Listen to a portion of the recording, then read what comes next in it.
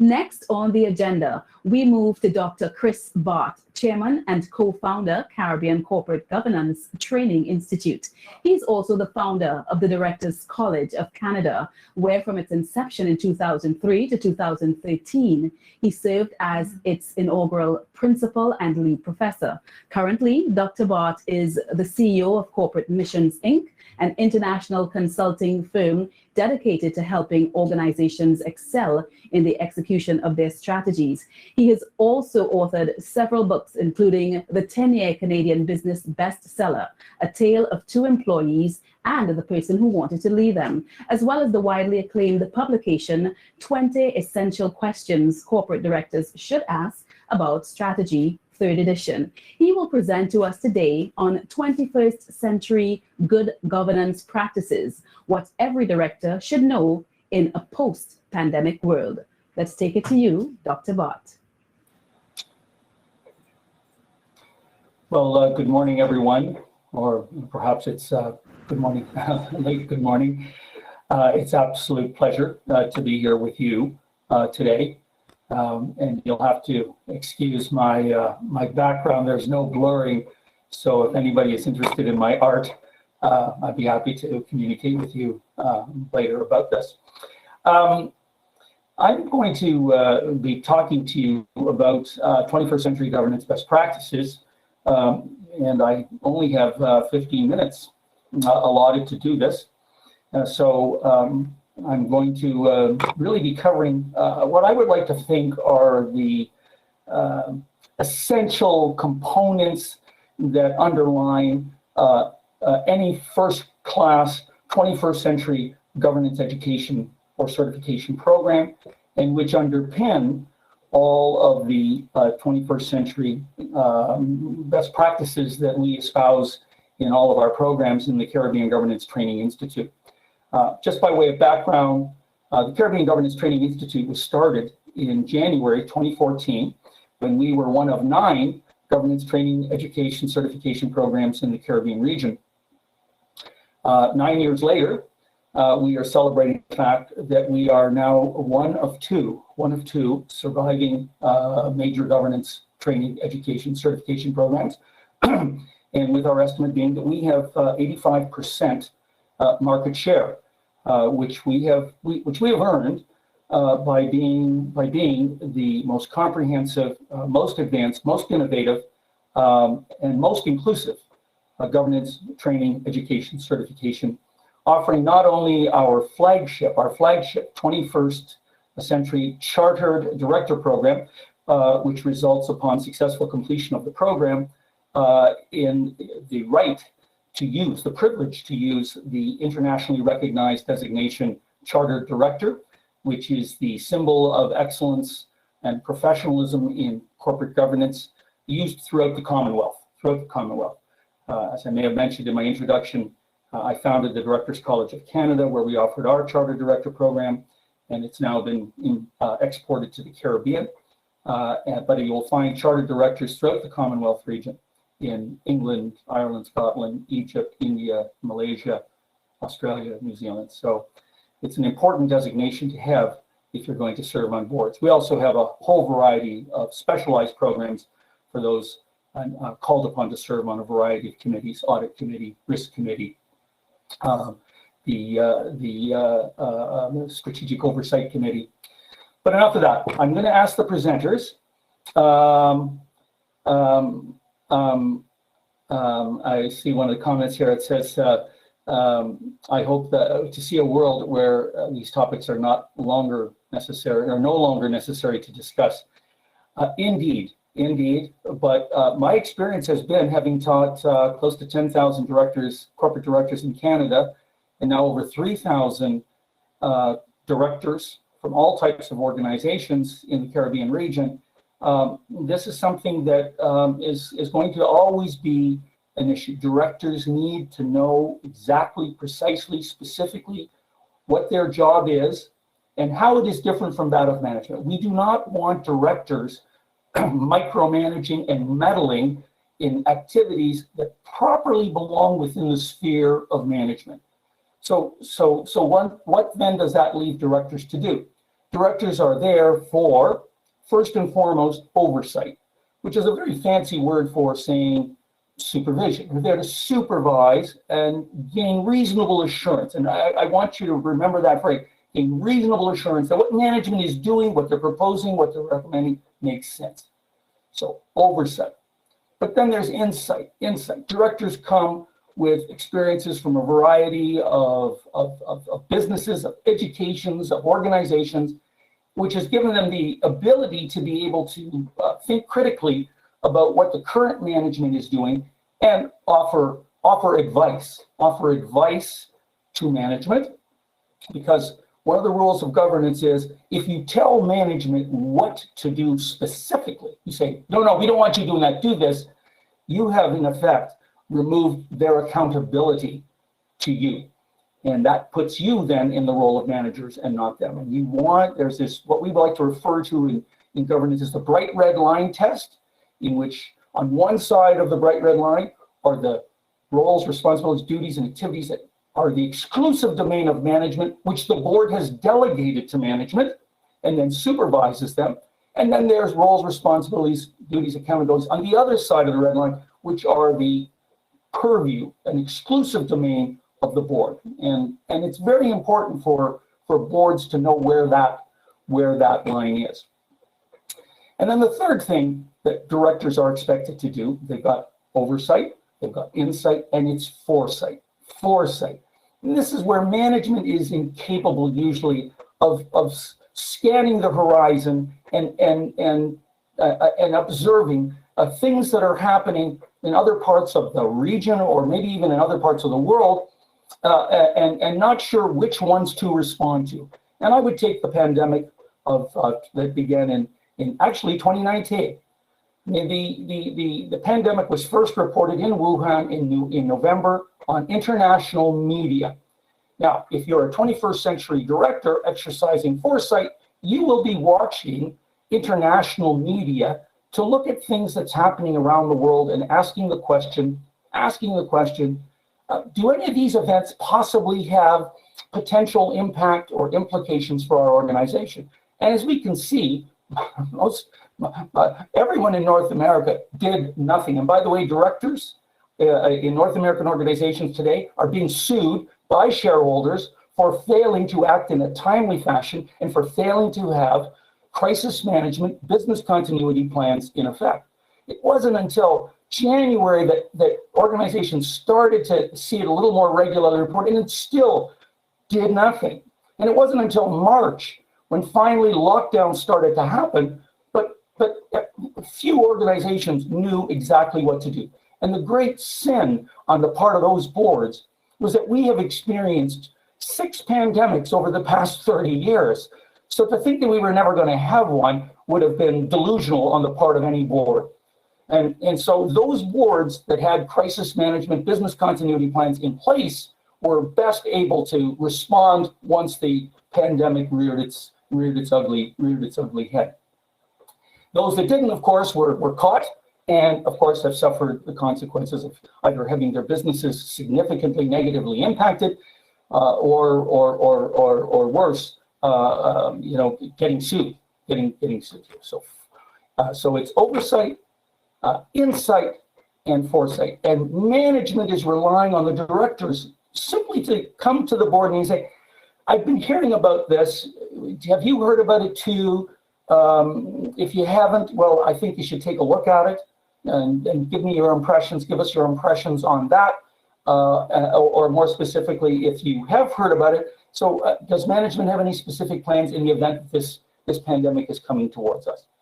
The other thing, just to finish off about business continuity plans, amazing that when you examine business continuity crisis management plans, it was rare you would see things for hurricanes, for floods, for major employment disruptions, but you never saw anything for a pandemic. And again, as I said, we've had 6 in the last 30 years. So the big question is, was the board exercising proper oversight of the business continuity crisis management plan to make sure that there was a section there? So I hope that as you leave here today and go back to your boards, you will say, can I see our business continuity management plan? And if they don't have one, well, there you go.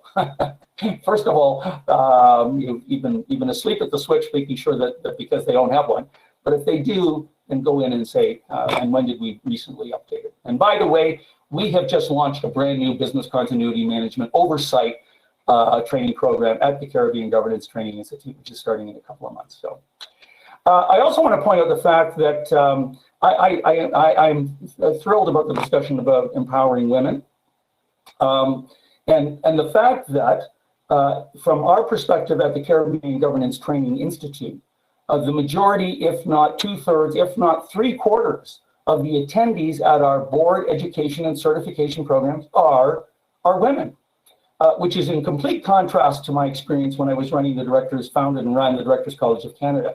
We were lucky to get about, if we had a class of 20 or 30, we were lucky to have, 3 to 5 women in the program, which again speaks to the huge resistance in North America about empowering women on boards.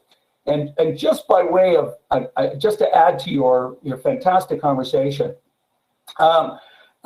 we used to do a survey in Canada with our directors on what we would call directors' moral reasoning.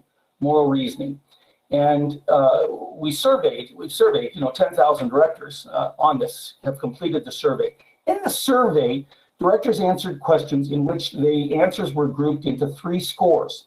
One was called follow the rules. That means, there's a right and a wrong way. And so the question becomes, to what extent are you governed in your thinking by the notion of following the rules? The second influence on decision-making behavior is what was called group cohesion. That's the desire to get along with your fellow directors, not really seriously rock the boat, not create a lot of disruption. Just as the great Avril Harriman once said, the key to getting along in an organization is going along. And then we have the third group of indicators, and it was called complex moral reasoning. Complex moral reasoning, in which a person, a party to a decision maker, strives to use social cohesion, group decision making, and consensus building to help parties to a conflict come to a mutual agreement and a satisfactory resolution. So it's a very unique kind of a skill. This complex moral reasoning, group social cohesion, and consensus building.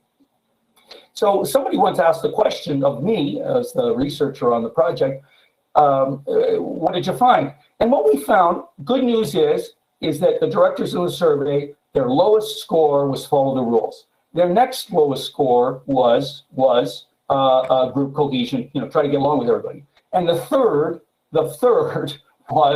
was complex moral reasoning. In other words, there's a conflict going on in the board management, and the complex moral reasoner in the group uses the skills to try to find a mutually agreeable consensus building solution.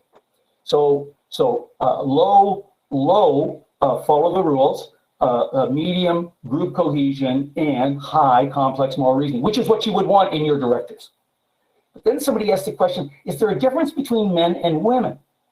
Is there a difference between men and women? And we hadn't thought of that, so we went back and reanalyzed the data, dividing it into the male scores and the female scores.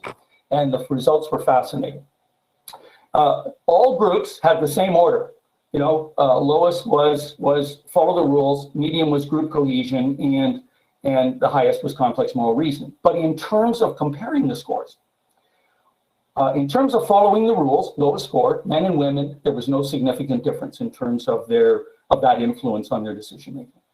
When it came to group cohesion, in other words, let's all get along, let's stick together as a group, men scored significantly higher than women. It was much more important for men to kind of all get along than it was for the women.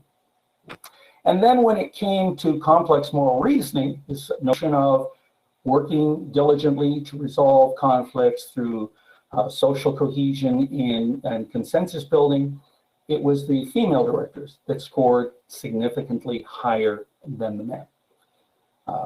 which caused us ultimately to write an article, Why Women Make Better Directors, Why Women Make Better Directors. Not to say that men are not good on these things, because what we were talking about were averages. So there are women who are very high complex moral thinkers, and there are men who are very high complex, just as there are women who are low complex moral thinkers and men. But on average, if we look at the pool of men and women, and you want complex moral reasoners on your board, you will find a disproportionate higher score for complex moral reasoning among your female directors than you would amongst your male directors. So again, this is just adding to the evidence that say that not having women on your board really compromises the board's ability to carry out its work. So let's get into this presentation. And let me say, first question here is I want to talk to you about is what is governance? And I have gone into groups, both private boards and in all of our programs, in our charter director program, in our audit committee certification, human resource compensation committee certification, risk committee certification, our chairman's program. I ask all the delegates in the room to take out a piece of paper and write out what they think governance is. What's the definition of governance? And I have to tell you, whether it's a disparate group or a group of people from the same board, I seldom get two people giving the same answer, which right away creates a problem, because you've got a group of people that are party to making decisions. And that's what boards do. They make decisions principally to approve or reject the recommendations of management. But these directors don't all have the same picture, the same image, the same understanding in their head as to what the job of governance is all about. And if there is this lack of unity and understanding, then there is going to be chaos in the communication and decision-making process. So the definition of governance that we use here in the Caribbean Governance Training Institute is the following. So when we used up in Canada, it's used now today around the world. And it's a very simple one, and I hope you will all remember it. It's just 4 key words, 4 key words.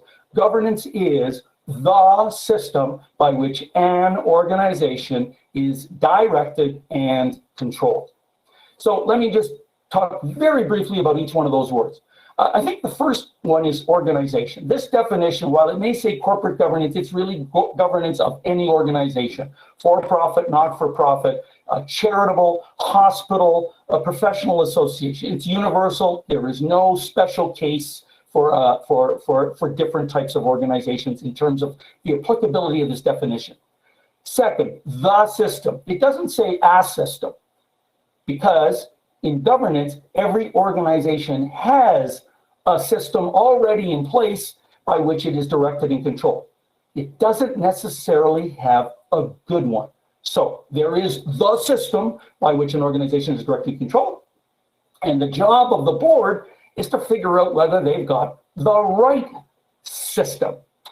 Directed really is about talking about making decisions. And when you talk about making decisions, the big issue here is who makes what decisions.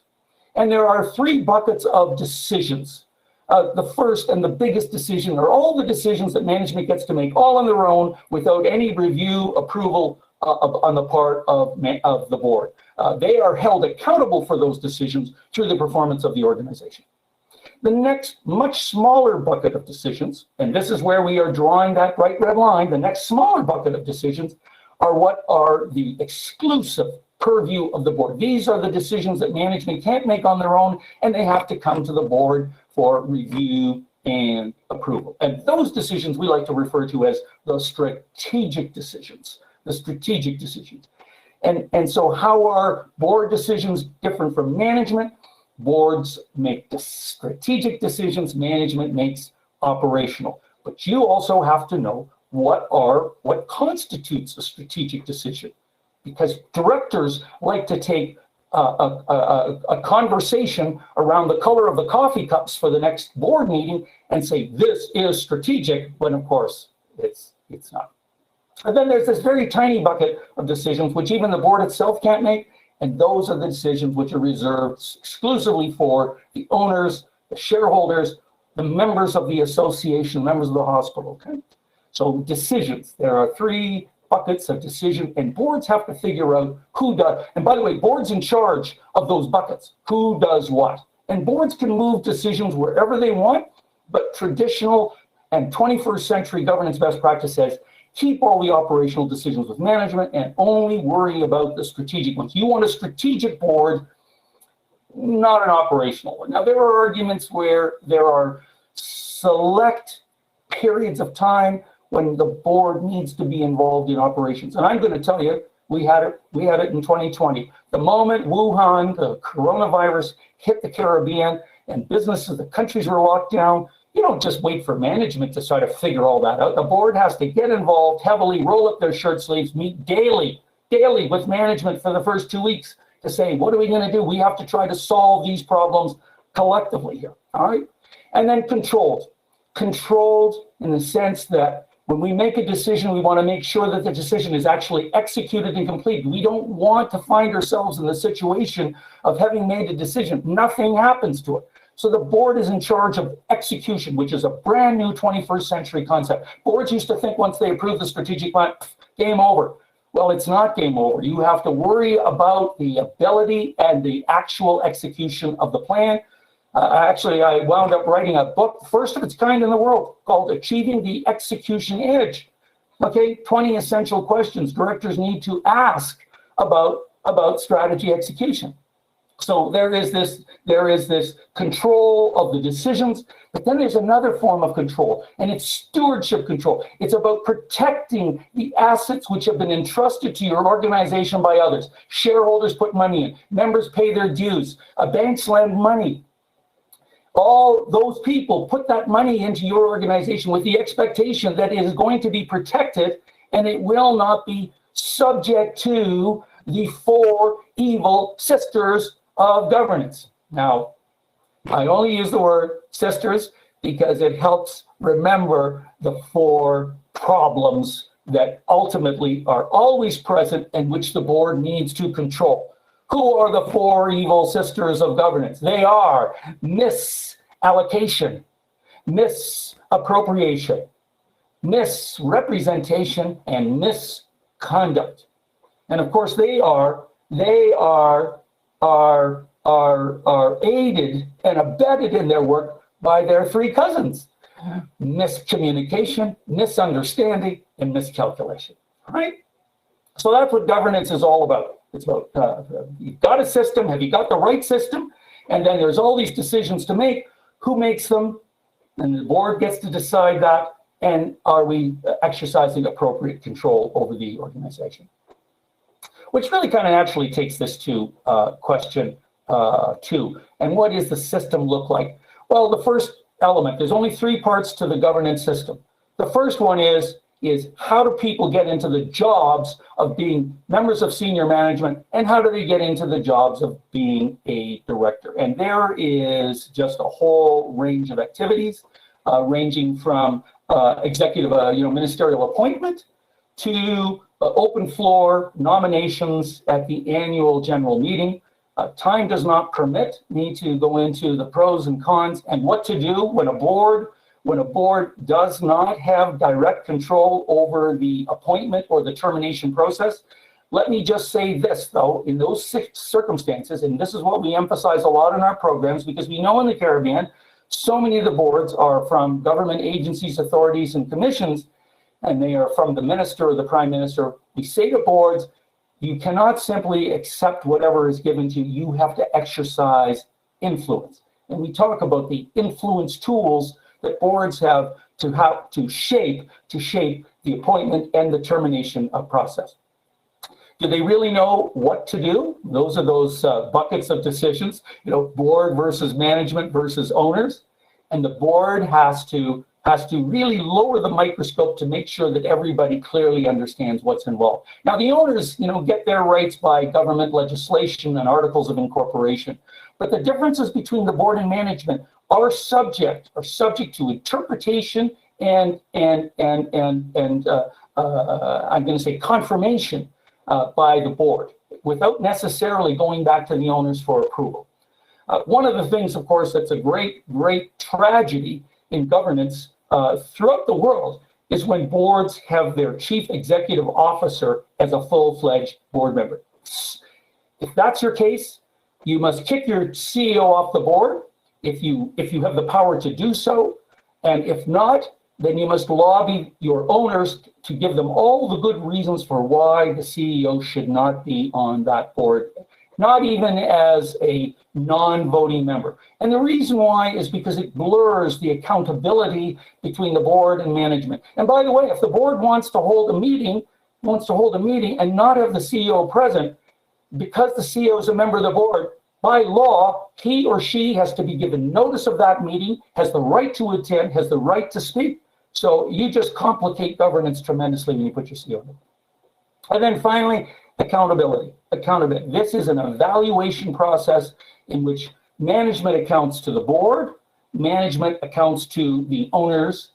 What is considered to be the missing link in governance is the board's specific accountability to the owners, the members, the shareholders, over and above re-election at the AGM. I mean, how do I, as a member of a professional associate, how do I, as a shareholder of an organization, determine whether those people that are currently sitting on the board are worthy of reappointment?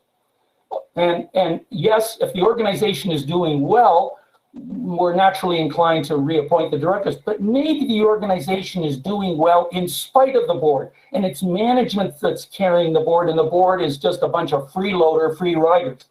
So we have to now begin the process of lowering the microscope by implementing board, individual director, board chair, committee evaluations, and finding ways to pull back the green curtain and expose the bad behavior of the underperforming boards, which, by the way, when they're done, can be a tremendous influence tool when you're trying to convince the minister not to appoint Bob or Mary onto your board.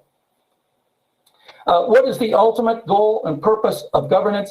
It's one thing. There's only one thing governance is designed to do, and that is to produce a high-performing organization. So if your organization is performing suboptimally in any fashion, it now means you have a governance problem.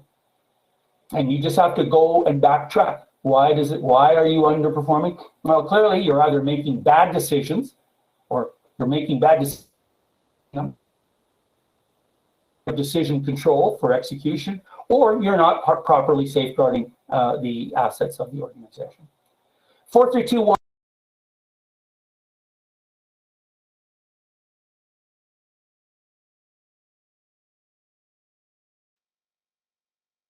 Major responsibilities. There are two roles and their one behavior.